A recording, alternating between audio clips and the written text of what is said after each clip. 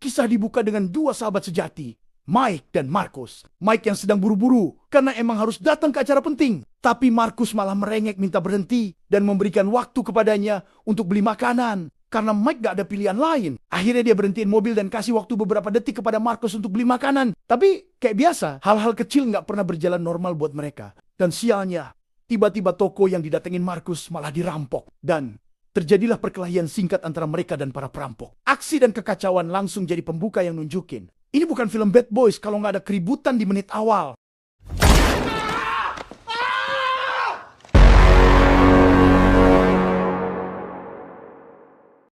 Kisah pun berfokus kepada Mike yang sedang melakukan janji suci pernikahan. Sedangkan Marcus dengan segala kegilaan dan kekonyolannya mengambil peran agar acara pernikahan sahabat sejatinya itu menjadi momen yang tak terlupakan.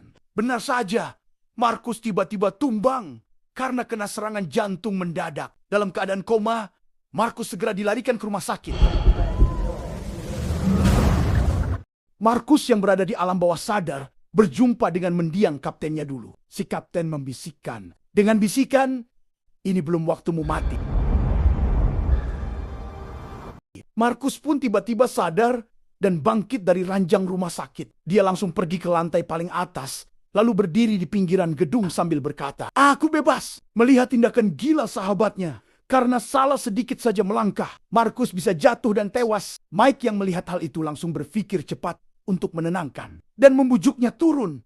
Meski kembali tenang dan turun dari sana, namun ada kalimat yang sekaligus menjadi keseruan di film ini. Marcus berkata, "Kamu akan mendapat ujian besar. Namun aku akan selalu mendukungmu." It's not my time, baby. It's not my time.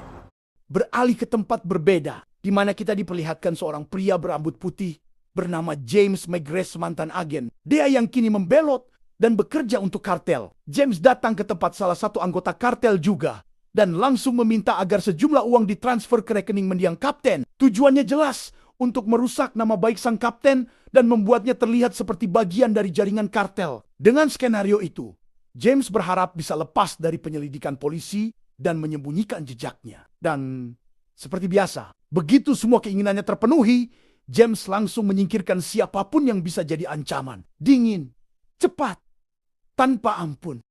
She shot you. Your body. Di hari berikutnya, Mike dan Marcus melihat berita tentang polisi korup yang enggak diragukan lagi melibatkan nama sang kapten. Mereka langsung tancap gas menuju kantor dan di sana udah ada agen FBI yang lagi ngebahas kasus kematian salah satu anggota kartel serta dugaan keterlibatan si kapten dalam jaringan itu. Mendengar semua itu, Mike yang udah hampir kehilangan kendali langsung emosi dan sempat menantang salah satu agen FBI. Tapi belum sempat situasi makin panas, tiba-tiba muncul Judy, putri mendiang kapten yang juga merupakan anggota kepolisian. Mike langsung menghampiri Judy dan menjelaskan kalau dia bakal beresin semua kekacauan ini. Tapi Judy jelas masih nyimpen luka dan marah. Soalnya pembunuh sang kapten ternyata adalah anak kandung Mike sendiri. Jadi nggak heran kalau Judy kelihatan dingin dan sama sekali nggak nunjukin sikap bersahabat. Judy. If I ever catch him out on the street, I swear on my father. Demi membersihkan nama sang kapten, Mike dan Marcus mulai bergerak. Mereka mendatangi tahanan tempat anak Mike ditahan yang juga adalah pembunuh sang kapten. Di sana, Mike dengan serius minta anaknya jujur soal rumor yang bilang kalau sang kapten punya hubungan gelap dengan kartel. Tapi anaknya langsung tegas. Dia bilang sang kapten dibunuh justru karena sedang menyelidiki kasus besar soal polisi korup. Gak cuma itu, dia juga ngasih peringatan penting ke Mike. Ada orang jahat di tubuh kepolisian sendiri. Dan mereka ini main kotor, tanpa aturan. Yang artinya, musuh yang sekarang lagi mereka hadapi jelas bukan orang biasa. Your people wanted him dead. Di tempat berbeda, James dan anak buahnya lagi sibuk meretas sistem komputer milik si kapten. Tujuannya jelas, buat nyari dan ngapus barang bukti yang bisa ngebongkar kejahatan mereka. Tapi malah blunder. Alih-alih dapat akses, mereka justru ngaktifin sistem keamanan otomatis. Dan komputer si kapten pun langsung kirim video ke ponsel Marcus. Isinya peringatan. Video itu nunjukin wajah si kapten. Ngomong langsung ke Mike dan Marcus. Dia bilang, di antara kalian ada pengkhianat. Jangan percaya siapapun. Dan yang paling penting, kunci buat ngebongkar semua ini cuma satu nama, yaitu Fletcher. What's that? What does that mean? The Coke bottle giant. Setelah dapat informasi berupa video yang dikirim dari sistem komputer milik si kapten, mereka langsung bergegas mendatangi Fletcher. Tapi di tengah perjalanan, Markus lagi-lagi bertingkah konyol. Dia bilang ke Mike, "Aku nggak bisa mati." Dan buat ngebuktiin omongannya, dia nyebrang jalan yang lagi padat tanpa lihat kiri kanan. Mike pun langsung panik, teriak, narik Markus yang hampir aja ketabrak mobil. Tapi Markus malah senyum dan berkata, "Kau lihat, aku baik-baik saja, Mike." Singkat cerita, Mike dan Markus sampai di tempat Fletcher. Mereka coba ngorek info sebanyak mungkin, tapi Fletcher cuma kasih perumpamaan. Katanya, dia nyimpen informasi itu di sesuatu yang indah dan hidup selamanya. Namun tiba-tiba, Fletcher ditembak, peluru nancep di kepala, hingga tewas seketika. Situasi pun langsung chaos, dan baku tembak dengan anak buah James pun nggak bisa dihindari. Di sisi lain, Markus makin yakin dirinya nggak bisa mati gara-gara takdir aneh yang dia dapat sejak serangan jantung. Dia pun menggila. Baku tembak ala koboi mulai terjadi. Gaya selon Markus bikin anak buah James keteteran. Mereka mulai panik. Satu persatu coba kabur. Ada momen di mana Markus hampir dapat satu dari mereka. Tapi tiba-tiba dia harus berhenti buat nyelamatin Mike yang hampir ketabrak mobil sama salah satu anak buah James. Tapi anehnya, Mike hanya diam. Yang ternyata Mike terserang semacam trauma yang membuat ingatannya flashback, yang membuatnya hilang fokus karena keingat detik-detik waktu orang-orang terdekatnya tewas. Masih di lokasi yang sama, nggak lama kemudian Rita dan tim investigasi pun datang. Mike langsung coba menjelaskan apa yang terjadi dan alasan mereka ada di tempat Fletcher. Tapi respons Rita yang lebih memilih kekuatan bukti ketimbang nurani tentu bikin Mike dan Markus kecewa. Tapi untungnya, usaha Mike nggak sia-sia. Salah satu rekan tim berhasil nemuin sesuatu. Semacam barcode tersembunyi di balik lukisan milik Fletcher. Menariknya, barcode itu cuma kelihatan kalau dilihat lewat kamera HP. Begitu dipindai, muncul satu video. Isinya rekaman si kapten. Meski video itu nggak secara langsung ngungkap siapa polisi korup yang mereka cari, tapi si kapten ngasih petunjuk jelas. Mike dan Markus diminta buat mulai penyelidikan dari kasus tahun 2003. Kasus di mana mereka pernah berhasil nyita kiloan ekstasi. Mind me for worrying about your asses when you could have saved mine. Oke, kita pindah ke tempat di mana anak Mike, yaitu Armando, ditahan. Buah dari penyelidikan Mike makin jelas. Tapi orang-orang yang jadi saksi kunci justru nyawanya makin terancam. Yang salah satunya adalah Armando. Yang tiba-tiba aja Armando diserang oleh beberapa orang di dalam lapas tempat dia ditahan. Yang gilanya lagi, para petugas seolah-olah menutup mata atas kejadian ini. Beruntungnya Armando lincah kalau soal berkelahi. Yang pasti ini udah jelas, orang di balik skenario ini bukanlah aktor kaleng-kaleng. Ya seperti Pertalite jadi Pertamax ya kan ya. Hihi.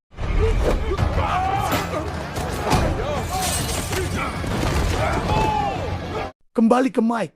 Apa yang menimpa Armando di lapas jadi bahan bakar buat Mike. Dia pakai kejadian itu buat meyakinkan atasannya bahwa Kapten Howard nggak bersalah. Dan kuat dugaan kalau polisi korup itu justru berasal dari jajaran petinggi. Dan akhirnya Mike pun berhasil meyakinkan atasannya dan dapat izin buat mindahin Armando ke tempat yang lebih aman. Alasannya jelas karena Armando mengenali wajah orang tersebut meskipun dia nggak tahu namanya. Thank you. Thank you. Proses pemindahan Armando pun dimulai. Dia dikawal langsung oleh Mike dan Markus. Naik heli Chinook. Tapi belum lama heli itu lepas landas. Situasi langsung kacau. Heli dibajak oleh anak buah James. Pertarungan kelas Hollywood pun pecah di udara. Aksi brutal, tembakan dan ketegangan ditunjukin habis-habisan. Semua adegannya epik dan memikat mata.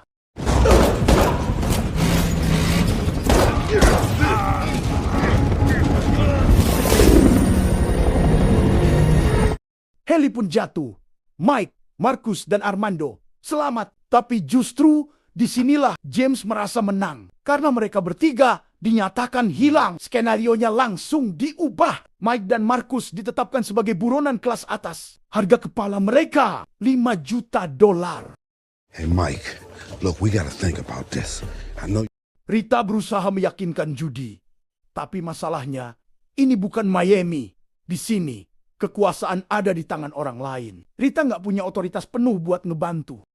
Your whole life. How can you even suggest?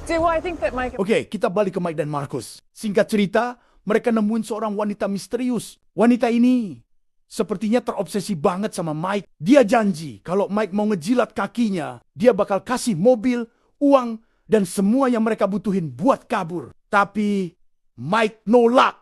Harga dirinya nggak bisa dibeli. Dan karena ada imbalan $5 juta buat kepala mereka, niat si wanita langsung berubah pikiran. Dan begitu mereka keluar dari gedung itu, orang-orang udah nunggu di luar. Mereka semua ngincar hadiah $5 juta itu juga. Dan akhirnya perkelahian pecah. Cepat, brutal, dan penuh ketegangan.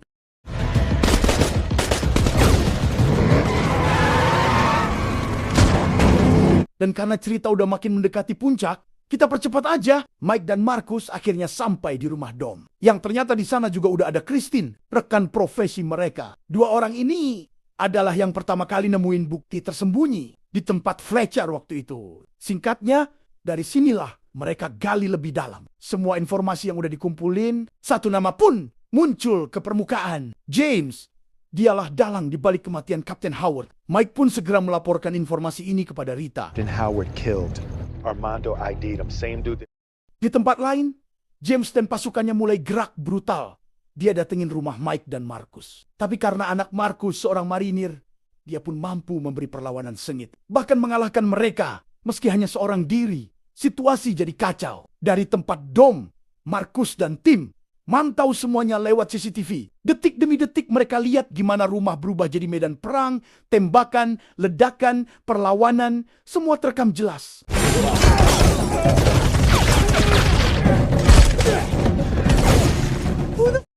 Namun berbeda dengan situasi di rumah Mike. James berhasil menyandera istrinya dan Kelly, putri Judy, yang kebetulan ada di sana. James menuntut Mike untuk menukar istrinya dengan Armando. I think you know who you're speaking to. Sementara itu, Rita yang baru saja menerima telepon akhirnya mengetahui kebenaran bahwa kekasihnya, yang juga petinggi kepolisian, adalah polisi korup. Sempat terjadi perkelahian di antara mereka. Namun beruntung Dom dan Catherine datang tepat waktu, hingga nyawa Rita berhasil diselamatkan.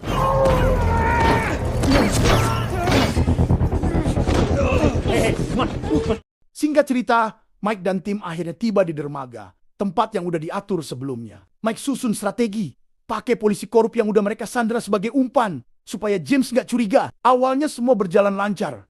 Mike udah siap di posisi sniper, tinggal tarik pelatuk. Tapi trauma masa lalu bikin dia ragu buat nembak, dan celah itu bikin Armando yang lagi sembunyi di bawah dermaga akhirnya ketahuan. Dan pertempuran sesungguhnya pun dimulai. Pertempuran sengit terus berlanjut. Meski kubu Mike makin terdesak, kalah jumlah. Ditambah lagi Mike masih dibayangin trauma yang bikin dia ngerasa bersalah atas kematian Kapten. Tapi di tengah situasi genting, si Kapten seakan hadir di hadapannya. Bilang ini bukan salahmu Mike. Marcus yang dari tadi terus coba nyadarin. Dorong Mike buat bangkit akhirnya berhasil. Mike kembali dan siap ngacak-ngacak tempat persembunyian James.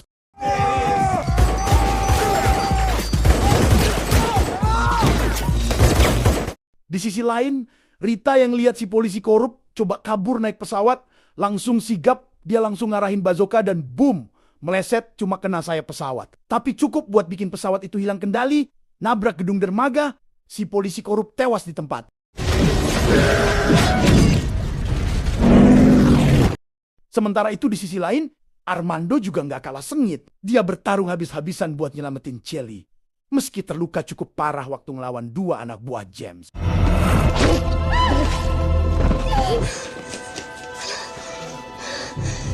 Tak berselang lama, Judy dan rombongan pun tiba. Tapi di sisi lain, Marcus yang udah nyampe duluan di pantai malah tiba-tiba ditodong James. Sekarang dia pegang dua sandera. Mike yang gak punya pilihan, akhirnya nembak Marcus tepat di rompi anti pelurunya. Marcus tumbang, dan di momen itu, Mike langsung ambil keputusan cepat. Door. James tewas dengan lubang di kepalanya. About a wise man told me I was going to have to make a hard.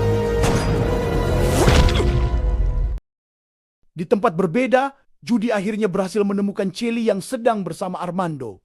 Mike pun segera datang ke sana. Tapi Judy, yang masih dipenuhi amarah karena kematian ayahnya, terus berusaha menembak Armando. Chelly menghalangi sambil berkata, "Dia telah menyelamatkan nyawaku." Judy pun akhirnya luluh dan melepaskan Armando. Mike lalu meminta Armando pergi jauh ke selatan dengan menggunakan sampan.